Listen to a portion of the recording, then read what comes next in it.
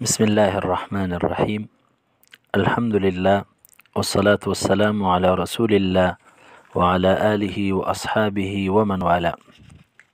قال الله تبارك وتعالى: ورتل القرآن ترتيلا. صدق الله العظيم. محترم تفصیلی ریکارډینګ د جزریه هغه الحمدلله موجود دی. د مرګورو په مشوره باندې او د ډیر طلبه کرامو د هغې خواهش دا و چې لفظي ترجمه صرف هغه وکړی شي. دې وجې نه د طلباو دپاره د اسانۍ دپاره او د هغې د پوهې دپاره د مقدمة الجزریه د هغې صرف لفظي ترجمه یا محاورتاً ترجمه هغه ذکر کیږي. الله رب العزت دې په خپل دربار کې قبول او منظوره کړي او چې څونه اوریدونکي دي طلبه، طالبات، علما کرام او د ملګري، الله تعالی ټولو ته د دې نه پوره فایده ور نصیب کړي او الله تعالی دې زمونږ او ستاسو دپاره د آخرت د نجات ذریعه وګرځوي. بسم الله الرحمن الرحیم. يقول راجي عفو رب سامعي محمد بن الجزري الشافعي. يقول معنی دا وای، اراجي امیدوار، عفوی د معافی، رب د پروردگار د رب خپلنا، سامعی چې اوریدونکی دی. معنی بداشي وای امیدوار د اوریدونکی پروردگار د معافی. محمد بن الجزري الشافعي چې نوم محمد دی او د علاقې د جزریې دی د جزیره ابن عمر. د پلار نوم د محمد، د نیکه نوم محمد. نو ابن الجزري د علاقې د وجنه ورته وی الشافعي او مذهب شافعي. نو معنی بداشي محمد بن جزري چې مذهب شافعي دی هغه دا خبره کوي او هغه وایي چې زه د خپل رب د معافی امیدوار ما د داسې رب نه چې هغه اوریدونکی دی. الحمدلله وصلی الله علی نبیه ومصطفاه. الحمدلله تمام تعریفونه صرف د الله رب العزت د پاره دي.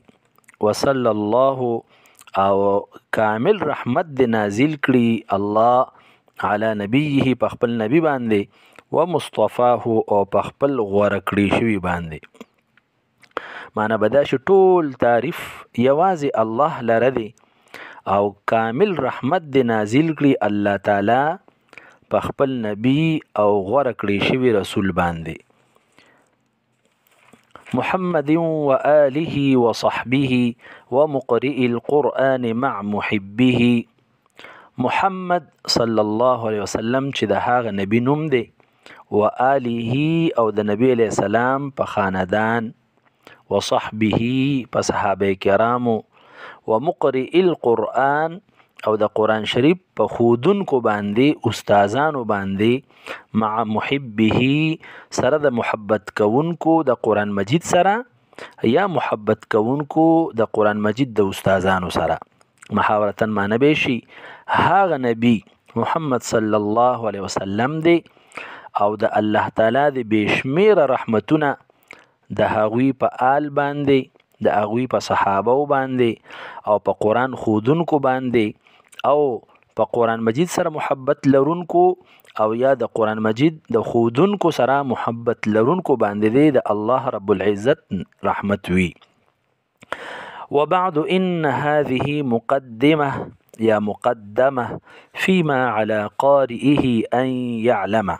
وبعد رستو د بسم الله د حمد او د صلاتنا، ان بشکه هذه د کتاب مقدمه یو ابتدایي رساله ده، فيما په هغه خبرو کې ده على قارئه چې د قرآن شریف په لستونکو باندې، ان يعلمه لازم دی پیجندل د دې خبرو.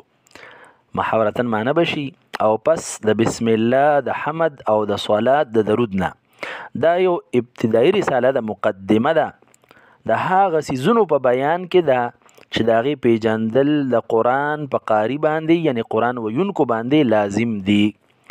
وصلى الله تعالى على خير خلقه محمد وآله وأصحابه أجمعين.